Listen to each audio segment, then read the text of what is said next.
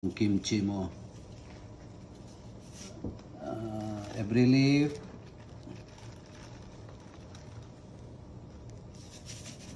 Put salt. Sinisit mo dito. Sa labas yung tubig ng gulay.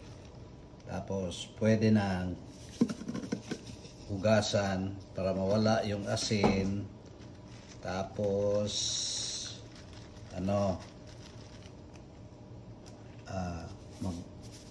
gagawa na ng sauce.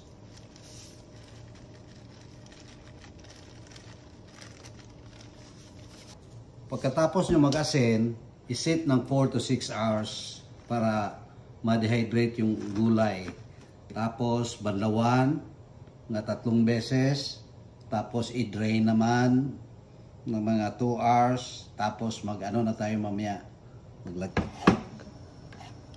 May bawang na dito sa baba, tapos onions, at saka yung bagoong sa atin. Pero yung ginisa na bagoong yung nilagay ko.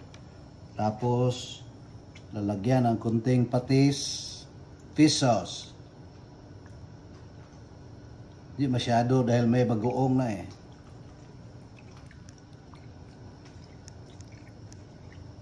Tapos honey.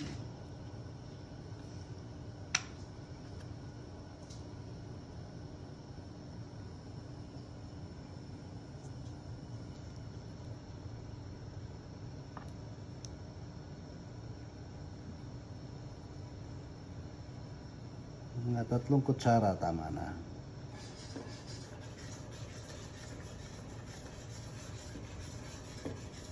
Tapos ito yung lalagay natin diyan too.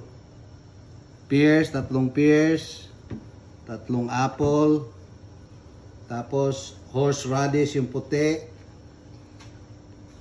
Ito, ginawa ko na kanina. Tapos carrots, red chili pepper.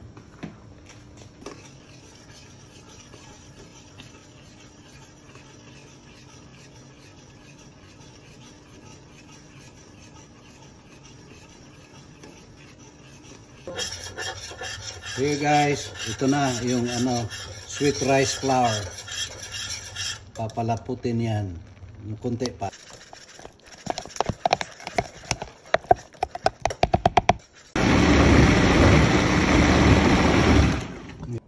Ito guys, tapos na yung onions, garlic, and bagoong at saka patis. Pears naman, pears.